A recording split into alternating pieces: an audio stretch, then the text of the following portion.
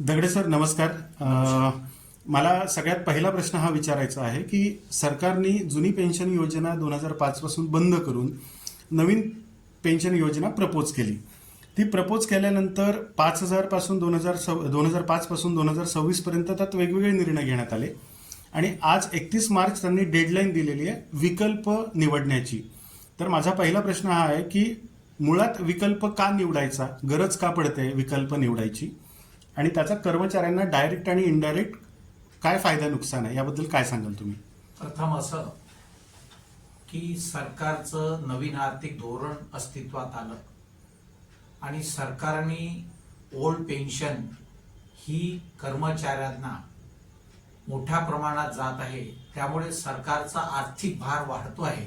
त्यामुळे old pension बंद करण्यात यावी आणि कॉन्ट्रीब्युशन पेन्शन योजना आरंभ करावी अशा पद्धतीचं सरकारने, केंद्र सरकारने 1 जानेवारी 2004 पासून तर राज्य सरकारने 1 नोव्हेंबर 2005 पासून नव्याने नियुक्त होणाऱ्या कर्मचाऱ्यांना राष्ट्रीय पेन्शन योजना लागू केली.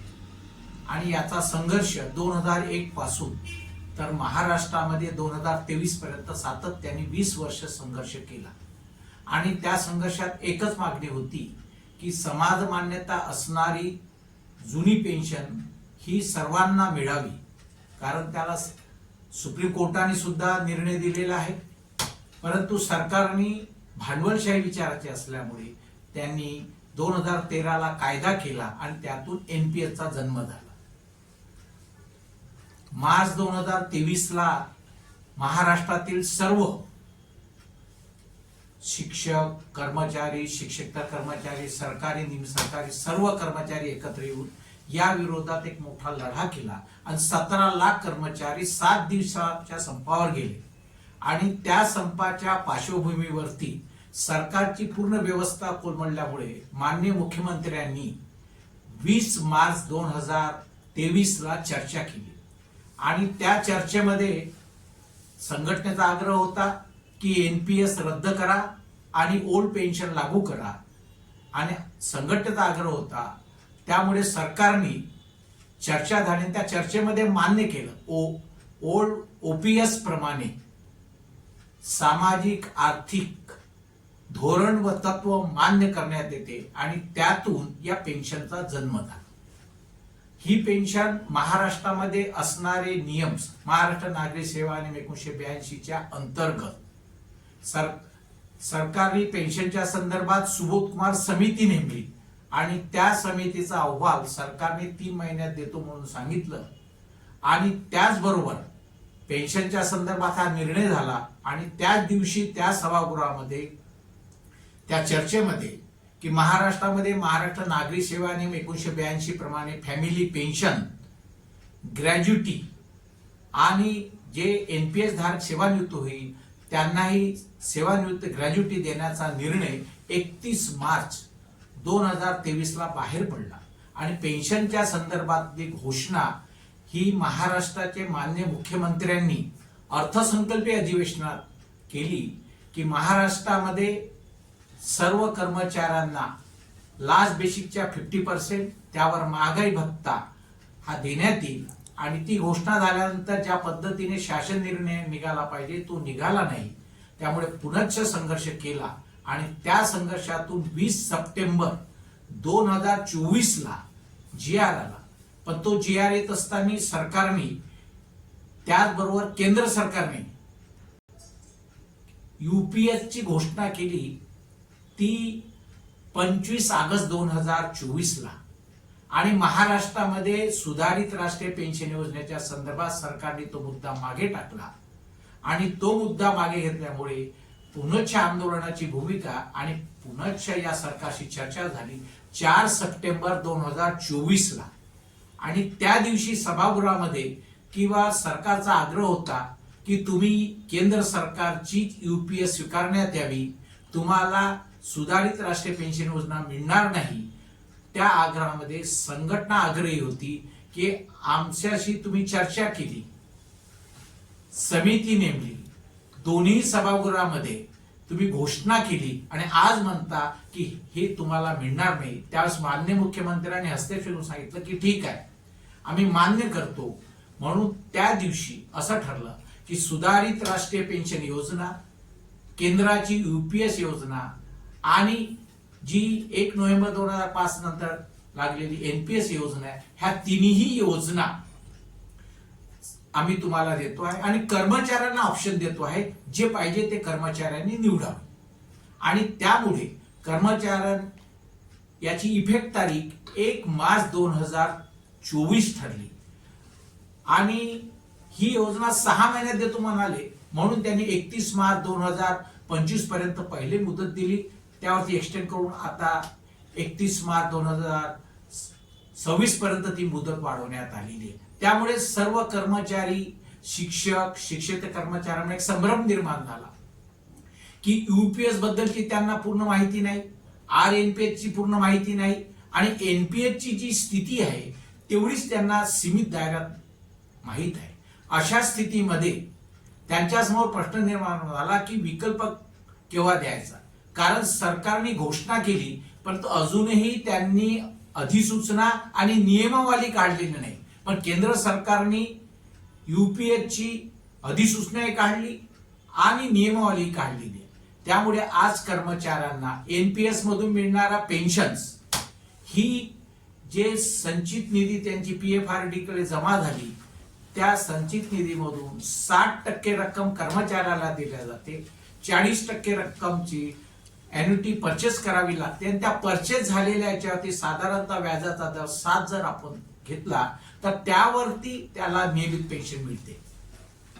UPS मध्ये त्यांनी तत्व ठरवली की ज्याची क्वालिफाईंग सर्व्हिस 25 वर्ष होईल, सेवानिवृत्तीच्या 12 महिने त्याच्या लास्ट बेसिकच्या 50% त्याला पेन्शन देण्यात येईल आणि बेंचमार्क की जी तुमची 10% कॉन्ट्रीब्युशन आणि सरकारचं 10% कॉन्ट्रीब्युशन हे 50 लाख ज्यावेळेस होईल त्यावेळेस तो 50% पेन्शनच्या याच्यात पात्र ठरेल.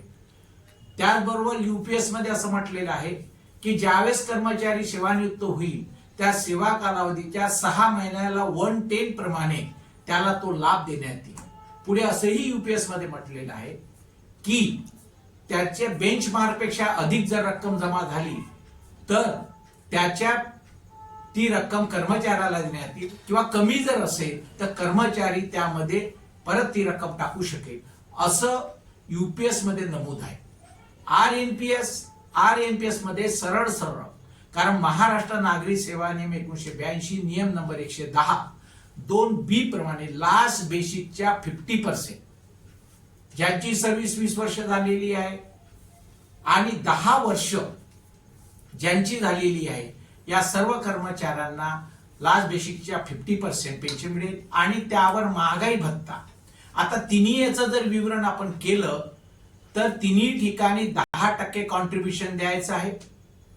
NPS मध्ये सरकार 14%, RNPS मध्ये 14%, पण UPS मध्ये 10% सरकार देणार आणि 4 आणि 4.5 म्हणजे 8.5% रक्कम pension fund development authority bill मध्ये जमा होणार आणि त्या रकमेचा विनियोग ज्यावेळेस त्याला पेन्शन देताना जर तफावत झाली कॉर्पोस मध्ये त्यावेळेस त्याचा उपयोग करायचा.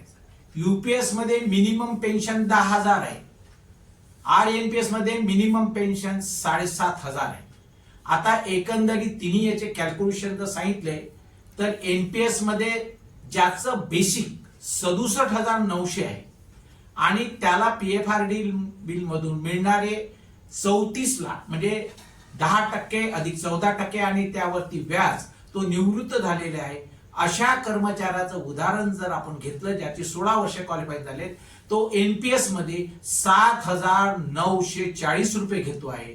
हाच व्यक्ती 67,000 ज्याचं 900 बेसिक आहे तो UPS मध्ये येतो आहे, त्याची क्वालिफाईंग सर्व्हिस 16 वर्ष आहे. हा कर्मचारी 34,340 रुपये घेतो आहे. हाच कर्मचारी जर RNPS मध्ये गेला तर हा 42,920 रुपये घेतो.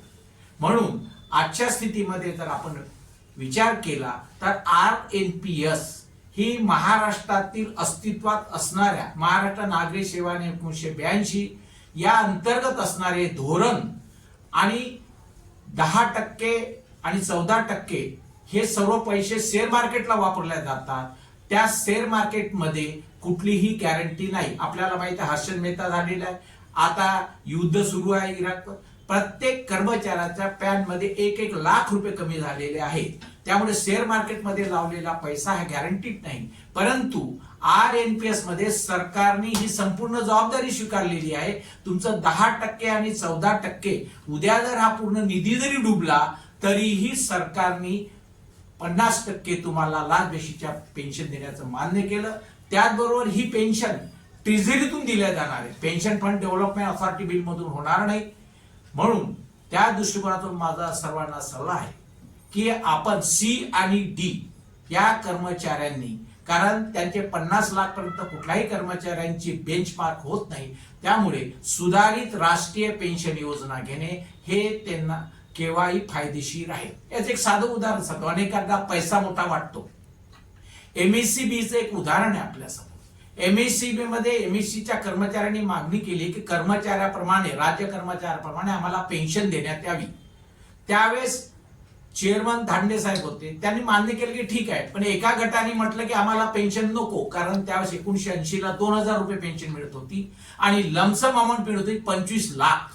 तर 25 लाखच्या लोकांनी त्याला विरोध केला आणि विरोध केल्यामुळे धांडे साहेबांनी सांगितलं की तुमचं एकमत नाही, त्यामुळे पेन्शन मिळाली नाही. म्हणून आजही MSCBच्या लोकांना पेन्शन मिळत नाही. जी पेन्शन मिळते ती नगण्य पेन्शन मिळते. म्हणून अशा पद्धतीच्या चुका होऊ नये म्हणून आज C आणि D कर्मचाऱ्यांनी सुधारित राष्ट्रीय पेन्शन योजनेचा आपण विचार करावा, हाच माझा सल्ला या प्रसंगी राहणार. सर, हे झालं C आणि D कर्मचाऱ्यांचं, आणि त्याच्या वरच्या कर्मचाऱ्यांनी कुठे हे करायचं, म्हणजे कुठला मुद्दा आहे घ्यायचा पेन्शनचा? आता जी मंडळी दर्जा 2 म्हणजे राजपत्रित अधिकारी 2, राजपत्रित अधिकारी 1, ही मंडळी आजच्या वातावरणामध्ये शेअर मार्केटमध्ये गुंतलेली आहे. आणि त्यांच्या डोक्यामध्ये आमचा पैसा NPS मधून लमसम मिळणार आहे आणि आम्ही जर हा पैसा शेअर मार्केटमध्ये टाकला तर रातोरात आम्ही करोडपती होणार, या विचारधारणेचे असल्यामुळे त्यामुळे या संदर्भातला सल्ला देणे योग्य वाटणार नाही. ओके सर, आणि आता अशातच जसं सरकारने डेडलाईन दिली आहे 31 मार्च, आणि काही प्रतिनिधी जे आहेत आपले ते मुदत वाढावी म्हणून त्यांनी पत्र दिलेली आहेत. ते योग्य आहे की अयोग्य आहे? कर्मचाऱ्यांच्या हिताचं आहे की हिताचं नाही आहे?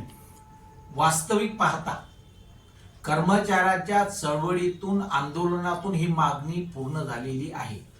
2 वर्षाचा काल लोटतो आहे. 1 मार्च 2024 पासून तर 31 मार्च 26 पर्यंत या कालावधीमध्ये साधारणतः हजारो कर्मचारी शिक्षक सेवानिवृत्त झालेले आहेत. त्यांचा प्रश्न आज प्रलंबित पडलेला आहे. आज त्यांच्या प्रश्नाकडे दुर्लक्ष करून जर आपण कालावधी वाढवण्यात यावा, याचा अर्थ या सेवानिवृत्त झालेल्या कर्मचाऱ्यांवर आपण अन्याय करतोय. मी जर लोकप्रतिनिधी असेल तर माझा प्रथम आग्रह आहे की त्यांना प्रोव्हिजनल पेन्शन द्या. त्यांचं आज ज्या पद्धतीने आर्थिक शोषण होत आहे त्या पद्धतीने जर आपण संरक्षण करू शकत नसा, आमचा विरोध आहे की त्यांनी तारीख वाढवू नये, तात्काळ अधिसूचना आणि गॅजेट काढावं आणि सेवानिवृत्त झालेल्या कर्मचाऱ्यांना ठरल्याप्रमाणे लाच बेसिकच्या 50% आणि महागाई भत्ता तात्काळ देण्यात यावा, ही मागणी आमची.